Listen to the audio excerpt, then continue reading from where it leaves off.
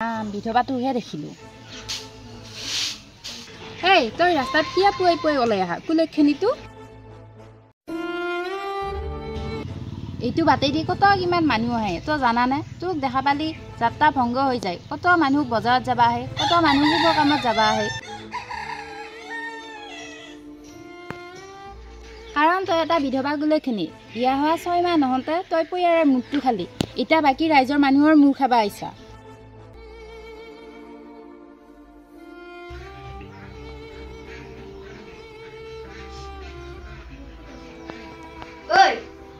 ভিতৰত সোমাই আছা তই কি ঘৰ কোৱানি নেকি? হে কাম দেখা নাই তাই বাহিৰত আৰু ঠাণ্ডা লাগছে কি হয় কাৰণে? হে নহয় মানে মা মই ৰাতিপুৱা ভাত হাৰি থাকোঁতে মনিকাই মোক বহুত বেয়াকে কৈছে। মোৰ কাৰণে হেনো চবৰে যাত্ৰা ভংগ হয়। হোৱা কথা কৈছে তোক কণিকাই। তই এটা কুলক্ষণী, তইতো মোৰ বাপাৰ মুঠটো খালিয়ে। গতিকে তোকো মই সুখত জীয়াই থাকিবা নেৰো। যা এতিয়া কাম কৰগে যা।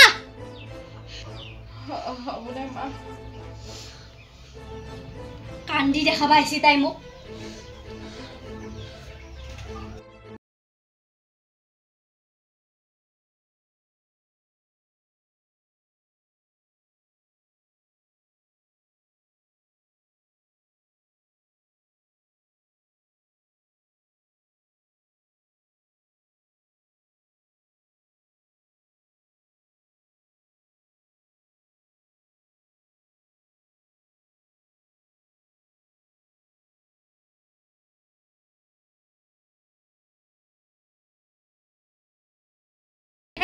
আৰু নাকি এই হাকাৰে তোৰ পৰাই নি উঠছি? নহয় মানে মা কুলক্ষণী মোৰ লিটিয়াটো মোৰ পৰা কাঢ়ি নিলিয়া। এতিয়া চিয়াটো হাকাৰে তোৰ পৰাই নি উঠছি। ৰাম অ মা তুমিনো কিয়া বক গালি পাৰি আছা? বয়াটো একো বেয়া কথা কোৱা নাই। মাজনী তই মনে মনে থাক। পাপাক হেৰুৱাৰ দুখ মই কেতিয়াও পাহৰিব নোৱাৰো। হ'ব দেচোন মা, এতিয়াতো অলপ মনে মনে থাক। ৰ মই ফেজ হৈ লওঁ। এই তই যে এনেকে থিয়া হৈ ৰলি মাইনাক চাহ কোনা দিব? হে আৰু চিয়াটো কিমান দিনৰ মূৰত ঘৰখনত আইছি। তাই যাতে বেটি একোতে কষ্ট নাপয় কৈ দিলো মই তোক।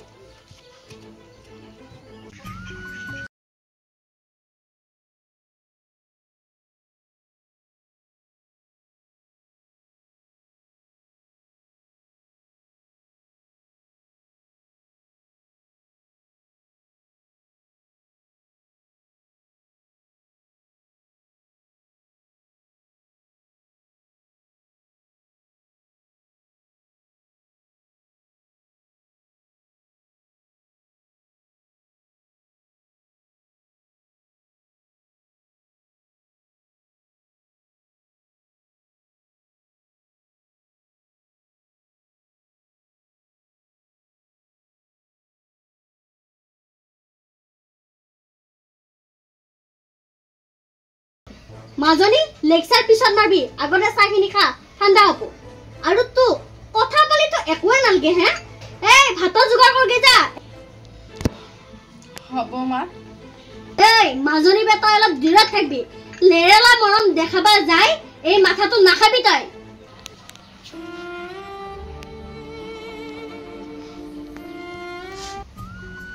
উফ মা কিমাননো কৈ থাকা আৰু বক, ইমান কৈ নাথাকবিচোন।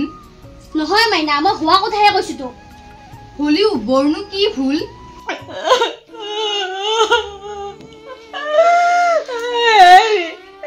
আপুনি এখন কয় কিয়? আন মানুহবোৰৰ দৰে আপুনিও মোক কুলক্ষণী বুলি ভাবে। কিয় বুজি নাপায় মোৰ কষ্ট মোৰ কোনে? আপুনিও বুজি নাপায়। সেইকাৰণে ছাত্ৰবোৰ মানুহৰ দৰে মোক অকলশৰীয়া কৰি গুচি গ'ল।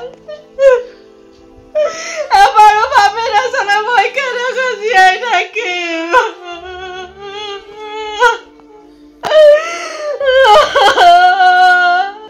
ভগৱান তুমি ইমান নিষ্ঠুৰ কেনেকৈ হলা প্ৰভু?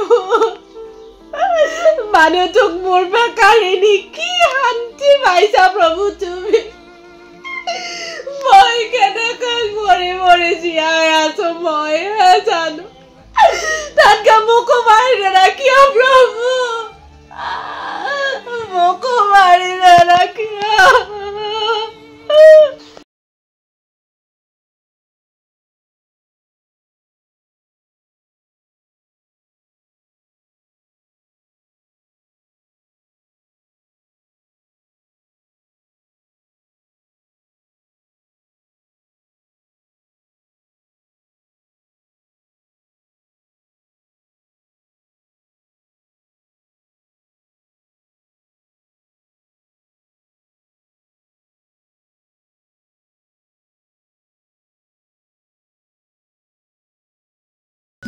চিঠি নিশ্চয় কোনোবাই এক লিখিৰাই দিছে। গায়ত্ৰী, গায়ত্ৰী আছোন তই।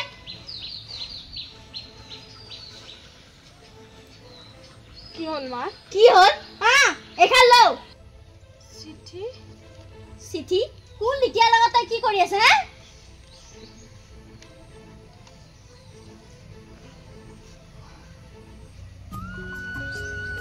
মা, এইখন লিখিয়া চিঠি নহয়, মোৰ চাকৰি হ'ল মা। ভগৱান, চাকৰি? বাকী হ'ল এবাৰ মহাৰাণীয়ে চাকৰি কৰিব। মোৰ লিখি হাততো জীৱনটো শেষ কৰিলিয়ে, লগতে এবাৰ ঘৰখনো বৰবাদ কৰিব ওলাইছা তই। ঘৰত থাকিলি তই বেবিচাৰি কৰিব সুবিধা নাপাতো, সেইকাৰণে চাকৰিৰ নাম লৈ তই এতিয়া বাহিৰত ওলাই পখিলা হৈ উৰিব ওলাইছা। নহয় তই কোনো কাৰণত চাকৰি কৰিবা। মই এইখন ঘৰৰ মান সন্মান খেদাবৰ কাৰণে চাকৰি কৰিব খোজা নাই মা। আৰু মই বিয়াৰ আগতে ইণ্টাৰভিউ দিছিলোঁ এইটো চাকৰিৰ। আজিহে আহিল কাগজখন। কোনো দৰকাৰ নাই তোৰ। বিধৱা বিধৱা হৈ থাক, বেছি ওপৰত যাব চেষ্টা নকৰিবি। কিয়া মা, ইমান দিনে বহুত সহ্য কৰিলোঁ, বহুত কষ্ট পালোঁ, নিজৰ আপোন মানুহজনকো হেৰালোঁ, আৰু মই একো হেৰাব নিবিচাৰোঁ মা। মই চাকৰিটো কৰিমেই। মনে মনে থাক বুলি কৈছো। তোৰ হাতত চাকৰি কাগজখন পৰিল বুলিয়ে তোৰ টমটমনি বাহিৰ হৈছে নেকি? অত দিনতো তই মোৰ ওপৰত মাত মাতা নাছিলি, আজি কাগজ পৰাৰ লগত তই মোৰ ওপৰত মাত মাতিছা যে সাহস ক'ত পালি তই? কিনো লাগছে সিহঁতৰ সাহস বঢ়িয়াকৈ? বাইদেউ কিনো হৈছে তহঁতৰ? কণিকা কি হ'ব? এই চাকৰি পাইছে বোলে, পখিলা হৈ উৰিব বিচাৰিছে। তাৰ পাখি দুখন কাটি দিম বুলি ভাবছো ৰ। চাকৰি কৰে তাই। মা, এইটো অকল মোৰে সপোন নাছিল, এইটো তেওঁৰো সপোন আছিল। আৰু মোৰ মানুহজনৰ সপোন বাস্তৱ কৰাটো মোৰ দায়িত্ব মা। আৰু মা, বিধৱা হ'লো বুলি মোৰ কি জীয়াই থকাৰ অধিকাৰ নাই নেকি? মোৰ আৱেগ নাই? ময়ো বিচাৰোঁ আন 10গৰাকী নাৰীৰ নিচিনাকৈ জীৱন কটাবা, কিন্তু সেইখিনি সুবিধা মোক ভাগ্যই নিদিলা। ইটোহে কথা। ভালে হৈছে দেখোন বাইদেউ। আৰু মা, তিৰোতাটো মৰি যোৱাৰ পিছত যদি সমাজত পুৰুষজনে দ্বিতীয় বিবাহ কৰিব পাৰে, ধুনীয়াকৈ ঘূৰা ফুৰা কৰিব পাৰে, কিন্তু পুৰুষ মৰি যোৱা বিধৱা মহিলাগৰাকীক সমাজত কিয় তুচ্ছ তাচ্ছিল্য কৰে? এয়া অন্যায় মা। বিধৱা হ'লেও তাই তেজ মঙহৰে মানুহ। আৰু আপোনাৰ ল'ৰা হেৰাইছে মানছোঁ, কিন্তু মোৰো আপোনজন হেৰাইছে। মোৰ শিৰৰ সেন্দুৰখিনি নোহোৱা হৈছে মা। ইয়াত আপুনি যিমান কষ্ট পাইছা তাতকৈ বেছি কষ্ট মই পাইছোঁ, কাৰণ মই মোৰ মা দেউতাক এৰি বহুত আশা, বহুত সপোন লৈ আহিছিলোঁ। দেউতাৰ পিছতেই এই আপোনজনক পাইছিলোঁ, যিয়ে নেকি মোৰ মনৰ ভাৱ, মনৰ কথা বুজি পাইছিল, কিন্তু মই তেখেতকো হেৰালোঁ। মোৰ জানো দুখ লগা নাই মা? বাইদেউ, তাই ঠিকে কৈছে। আমি তাইক বহুত বেয়া ব্যৱহাৰ কৰিলোঁ, আৰু গাঁৱৰ মানুহবিলাকেও তাইক বহুত বেয়া ব্যৱহাৰ কৰিলা। তাইক আমি কুলক্ষণী বুলি কওঁ। তাই বহুত ভাগ্যৱান।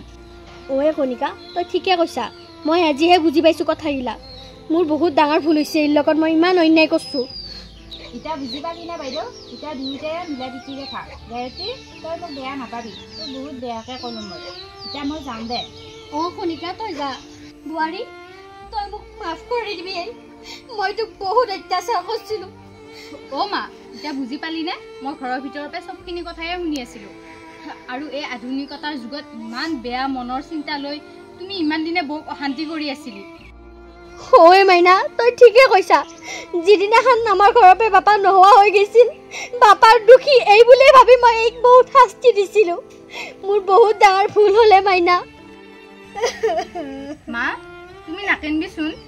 দাদাৰ আয়ুস ইমানখিনিয়ে আছিল, আৰু বৌ তুমি এটা নিজৰ ইচ্ছামতে কাম কৰ মায়েও বুজি পাইছি নহয় তোমালোক দুটা ভালকৈ চলাটোৱে মই বিচাৰোঁ ঐ বাইনা তই ঠিকে কৈছা বুৱাৰী মোক মাফ কৰি দিবি তই বহুত অত্যাচাৰ কৰিলোৱে মইতো তই মোৰ বুৱাৰী নহয় তই মোৰ জীয়ৰী মাকে জানো জীয়াকক মাফ খোজে মা আৰু মই একো বেয়া পাই থকা নাই এয়া মোৰ ভাগ্য কাৰো ভাগ্য কোনো সলাব নোৱাৰে মা আৰু আজিৰ পৰা আমি এটা পৰিয়ালৰ নিচিনাকৈ মিলা প্ৰীতিৰে থাকোঁ বন মা